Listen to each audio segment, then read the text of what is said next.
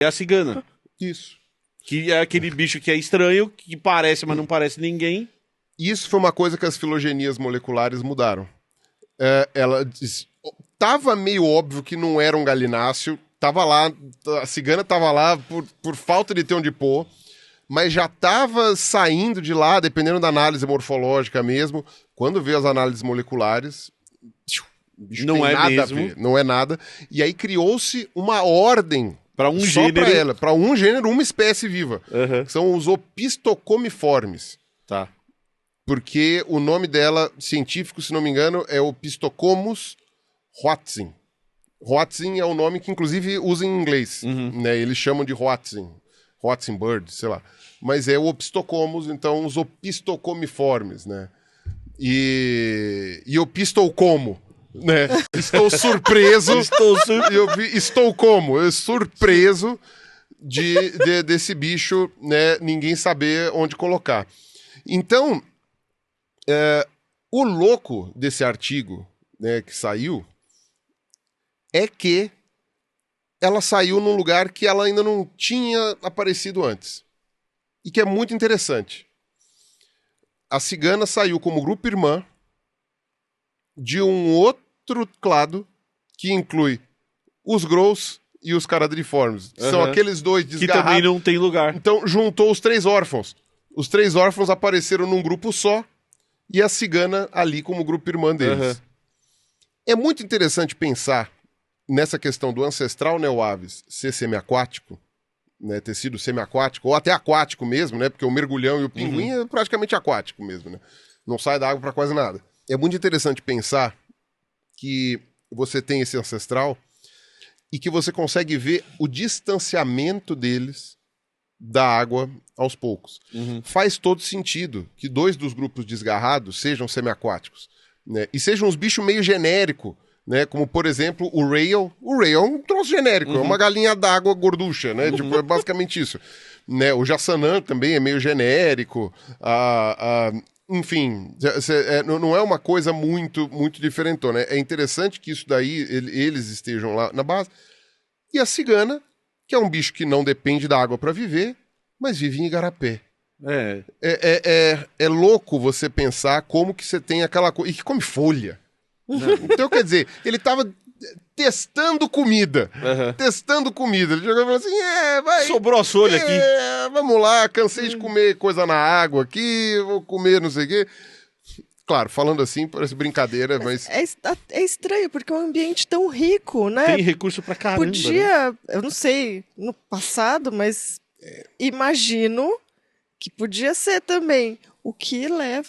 Eu sei que essa não é a pergunta que o artigo responde, mas abre essas perguntas ainda. E isso daí a resposta provavelmente vai ser paleontológica.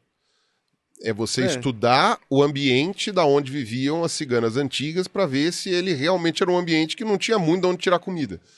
Né? E as ciganas antigas que a gente tem, que acho que é do Eoceno lá da Europa, eu acho que elas estão num tipo de formação fossilífera que preserva muitas aves.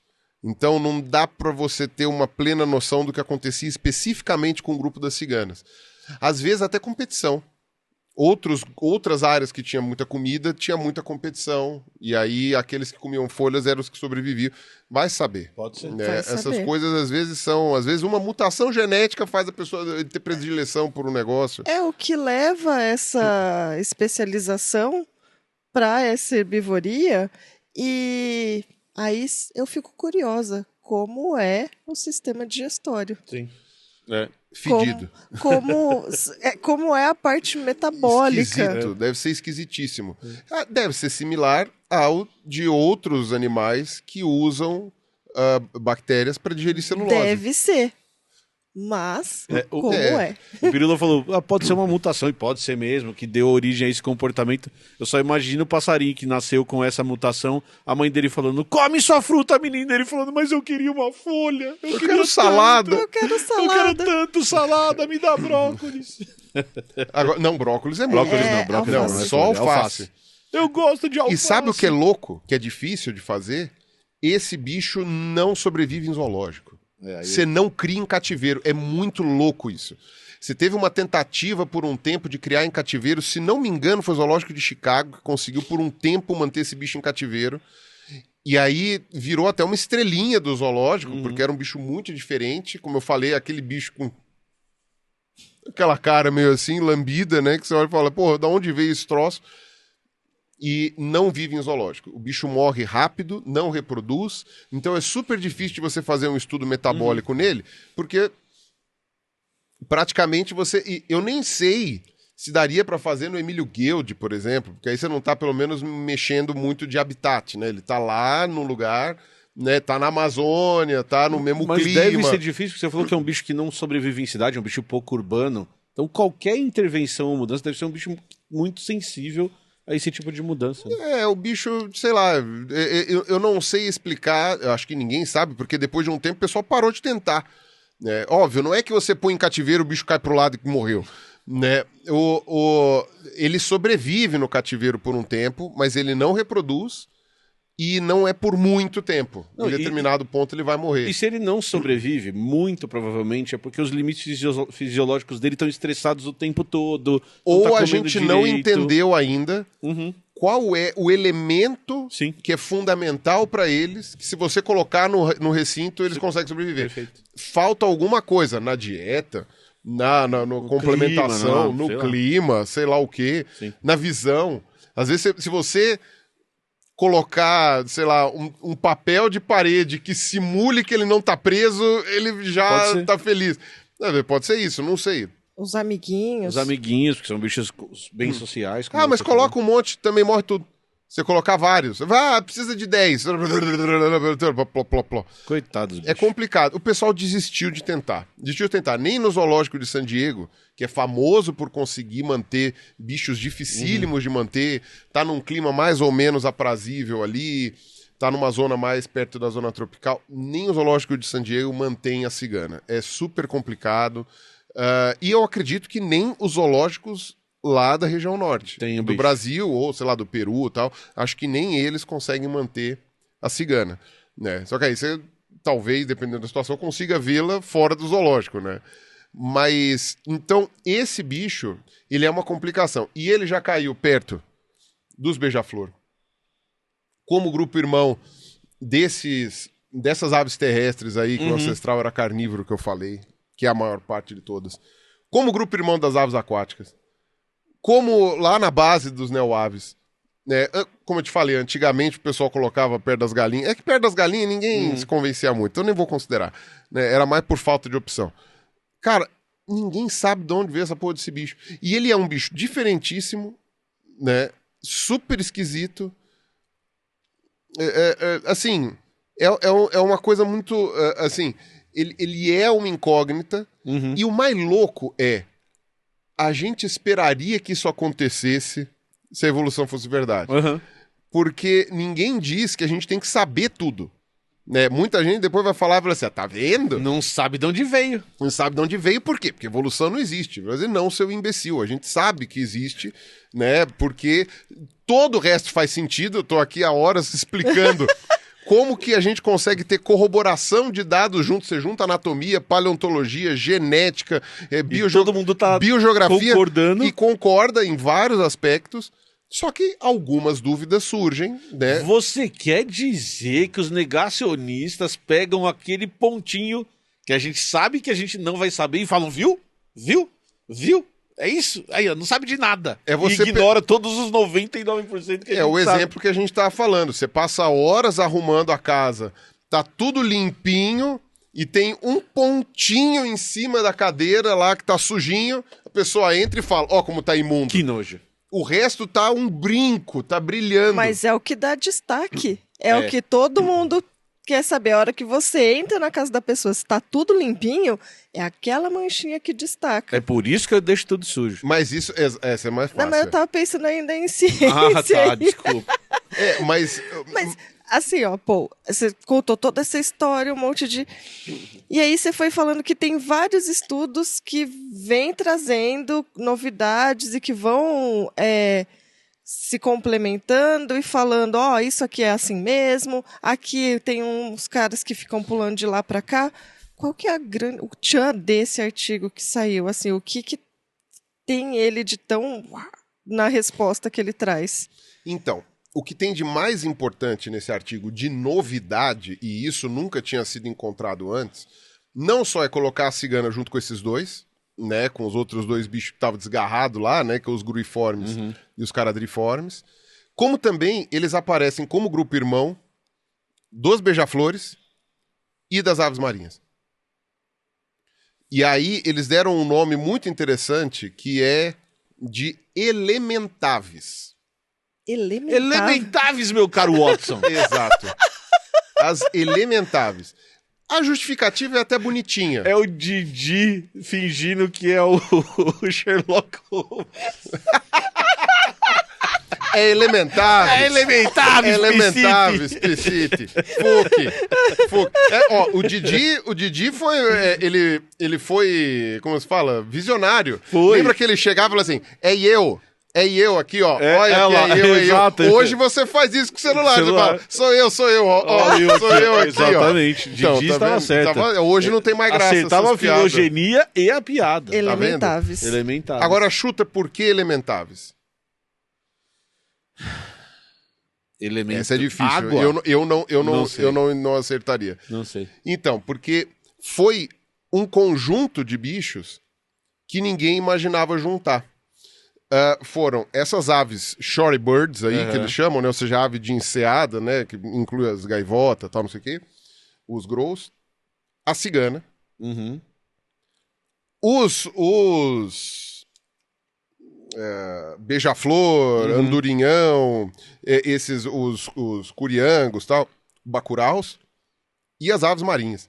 É uma junção meio estranha mesmo. Né? Então você tem aves terrestres, aves que não param de voar, porque o andorinhão quase não pousa, ele só pousa para reproduzir, basicamente, ele dorme voando, é um bicho muito estranho. Você tem aves que estão no limiar entre a água e a terra, e aves totalmente marinhas. Todas no mesmo grupo. Só faltou a ave de fogo. Só. Não puseram a fênix ali, né? Não sei que coisa. Mas tirando isso, você tem, a água, o ar e a terra são os elementos, são os 3 elementos. Olha só, os 3 elementos.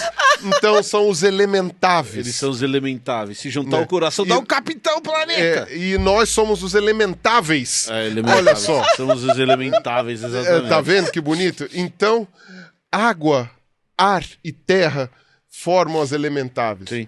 Que troço cafona do cacete que os caras conseguiram colocar. Mas foi uma descoberta interessante.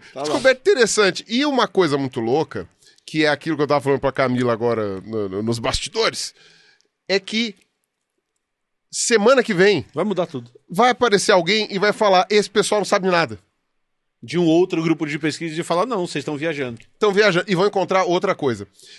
E aí você vai falar, é muito legal as partes concordantes, e isso meio que é legal porque à medida que você vai vendo as pesquisas desde 2012, mais ou menos, até agora, que todo ano sai pelo menos uma mega filogenia de aves molecular, 2012 até agora, você vê que alguns grupos vão se consolidando e vão ficando cada vez mais. Uma parte vai resolvendo, né?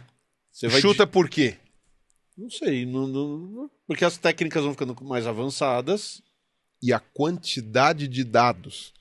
Você tá mais bicho. Exato, você está sequenciando mais espécies, mais variedade, porque, por exemplo, cada ordem, né, tirando algumas aí desgarradas, cada ordem tem várias famílias dentro. E família tem vários gêneros, etc, etc. Especialmente quando você chega em passeriforme, que é mais de 50%. Quanto mais você vai tendo representatividade nesses sequenciamentos genéticos, tecnicamente, às vezes pode bagunçar tudo, mas tecnicamente você vai descobrindo mais clareza em cada um dos grupos. Sim. E você tem um projeto que eu nem sabia que existia, eu fui descobrir lendo agora, isso é um troço muito legal, que chama 10,000 Birds, acho que alguma coisa assim, deixa eu ler, só para ter o nome certinho, que são os... Tá aqui, ó. Bird 10,000 Genome Project. O projeto Genoma 10 mil aves. Por quê? Quando criaram esse projeto, né, você tinha em torno de 10 mil aves descritas, né, para o mundo. E a ideia é sequenciar geneticamente todas as espécies de aves vivas. E eu diria que eles estão sendo até singelos, porque tem alguns fósseis que você consegue sequenciar. Subfóssil, né? Então, o Epiornis, o Moa, algumas aves, talvez até o Dodô, você consegue sequenciar, porque morreram faz pouco tempo e os fósseis ainda mantêm ali, né? Não são fósseis, são esqueletos mesmo, né? Ainda mantém ali a genética. Hoje, se não me engano, até por causa das análises moleculares e dos esforços dos ornitólogos, já está quase em 11 mil. Né? Não porque descobriram mais coisa, mas porque perceberam que populações que a gente considerava da mesma espécie, na verdade, são espécies diferentes. Por N questões. Porque varia o comportamento, porque está em outro lugar, porque canta diferente, porque, sei lá, não dava para perceber que era uma espécie diferente. Então hoje está na casa dos 11 mil, algumas extintas recentemente, mas, né, porque é super comum, né, extinguir ave também, todo ano acho que se extinguem 2 ou 3. E aí... E a ornitologia é de gerar inveja na maioria dos outros grupos de estudiosos da zoologia. De qualquer coisa. E da botânica também. Por quê? Porque a ornitologia, ela tem muito aficionado. Muito aficionado. O pessoal usa os amadores muito a seu favor. Então você tem observador de ave no mundo inteiro. E aí os pesquisadores dessas áreas conseguem... captar muito melhor, a quantidade de dados é enorme, e exatamente por causa disso, e até do tipo de pessoa, né, que às vezes é o amador que vira profissional, que vira um cientista mesmo, que começa a fazer pesquisa, você tem um dos grupos mais organizados do ponto de vista taxonômico, e aí eu não estou nem falando organizado filogeneticamente, mas eu estou falando de gênero e espécie mesmo. O pessoal tem catálogos completos, e aí o pessoal faz varredura em área para pegar todas as espécies de aves que vivem em determinado lugar. E são os bichos que às vezes pelo voo você identifica. Então, tem muita característica, é muito colorido, então você tem umas características que você consegue ver, que você bate o olho, você sabe dizer. Cara, então é invejável. Enquanto o pessoal... são os bichos fáceis de ver. Sim. São os bichos fáceis de encontrar. Então, às vezes, o pessoal que trabalha com sapo tem que ficar lá no brejo de madrugada e o canto entra que é diferente. Água, dentro sério, da água, exato. Tem que entrar, tem que fica usar na água especial. até ficar lá no brejo lá. Né? Por isso que o pessoal fala, né? Tipo, pô, você tá enchendo o saco, vai caçar sapo. Então, porque caçar sapo é um saco mesmo, é difícil. O pessoal trabalha com cobra. Mano, é pisco, abre buraco no chão, é um inferno. Rato. É um inferno. Pô, ave não. Ave canta. Ave mostra onde tá, ave é colorida. Sim. Tudo bem que tem os horários melhores e que daí são os horários cruéis também, que tem que ser bem cedinho na hora que o sol nasce. Exato. Mas ainda assim... o bicho aparece. Mas tem uma outra vantagem. É um horário ingrato. Mas você trabalha das 5 às 7. Só aquele horário. É só aquele horário e aí você tem o dia livre. E depois no fim da tarde. E depois outras espécies no fim da tarde. Sim. Você acorda, vai trabalhar até às 7, volta a dormir, Exato. Acorda 3 da tarde. O ornitólogo faz exatamente isso. É exatamente essa a rotina do cara. E eu acho... Então, para eles, tá mais organizável fazer essa questão do sequenciamento de todas as espécies vivas. Né? Que eu acho que tá até mais organizado do que de mamífero. Com certeza, né? Com certeza. Que tem muito menos espécie, né? Certeza. Mamífero, você somar tudo, né? De rato a baleia, você tem 5.600, se não me engano. Sim. Ave, você tem 11 mil. Então, eles estão fazendo esse sequenciamento e agora, eu acho que esse que saiu agora é o com mais espécies que tem até hoje. Então, eu acho que eles já gabaritaram família, acho que já tem todas as famílias. E a ideia agora, no futuro, é gabaritar todos os gêneros. E depois, todas as espécies dentro desses gêneros, né? E aí, sequenciamento genético. Então, esse artigo já tem, uns 35 autores, um de cada país. Porque você tem um cara no Brasil, um cara na Europa, Austrália, todo na mundo África, trabalhando junto. Porque eles precisam juntar os dados disponíveis de espécies que são locais, né? Algumas que só tem cativeiro, porque já foi extinta na natureza e tal. Então, você tem toda esse esforço aí para conseguir manter a coisa. Então, a tendência é que cada vez mais esses grupos filogenéticos vão se fixando nos lugares para a gente entender. Perto do que eu vi nos outros grupos, e, de novo, achismo tirado do meu popô. Uhum. Acho que esse Elementáveis não se sustenta. Eu acho que as próximas filogenias não vão achar tudo tão grudado. Mas eu acharia muito louco se a cigana... muito louco, assim, eu não acho que seja tão fora da casinha a cigana aparecer junto com o grupo das gaivotas e dos Grolls. Eu não acho tão fora. E eu colocaria eles provavelmente como mais antigo. Então eles apareceriam para fora em relação às aves que foram as aves terrestres dos dois lados e as aves marinhas. Eu acho que eles seria um raminho antes raminho ali, porque os bichos estavam saindo da relação com a água ainda, e aí um grupo vai para as árvores, que aí vai dar beija-flor, pomba, cuco, essas coisas. O outro vai para as planícies, que vai gerar os bichos carnívoros, que depois vai dar toda a biodiversidade. Então, você consegue enxergar. E quando você vai para a época de origem desses bichos, lá no Paleoceno, era o quê? Era a época de recuperação pós-apocalipse, né? Você teve um apocalipse, todas as florestas queimaram, você só tinha 2 lugares para viver. Enseada, ou perto de rio, e planície com gramínea. Era só. Você não tem por onde fugir. Não tem floresta, não tem outros ambientes de coisa, nada, tá tudo detonado. Então, você vê toda a diversidade de bichos possíveis de viver ou em área de enseada ou na terra. As florestas só vão se formar para o final do Paleoceno, 10 milhões de anos depois, ou 7, mais ou menos. E aí começa a aparecer os fósseis dos bichos realmente vinculados à terra, às árvores e tudo não sei o quê. Então faz todo sentido para mim, do ponto de vista evolutivo. O paleontólogo tirando dado do popô. Me mostra os ATCG lá, que eu não tenho a menor ideia do que é. Homogeneização geográfica. Tem aqui? Uma homogeneização geográfica. É muito louco. Tanto é que você vê que as ratitas, né, que é avestruz, ema, não sei o que lá, o ancestral delas não era grande. Elas ficaram grandes, uma em cada continente. Uma na América do Sul, uma na África, uma na Austrália, outra na Nova Zelândia, tal. Cada uma ficou grande num lugar diferente, porque eram os ambientes disponíveis, né? E a Antártica era o hub, provavelmente. Isso é uma coisa louca, porque a Antártica não era congelada, né?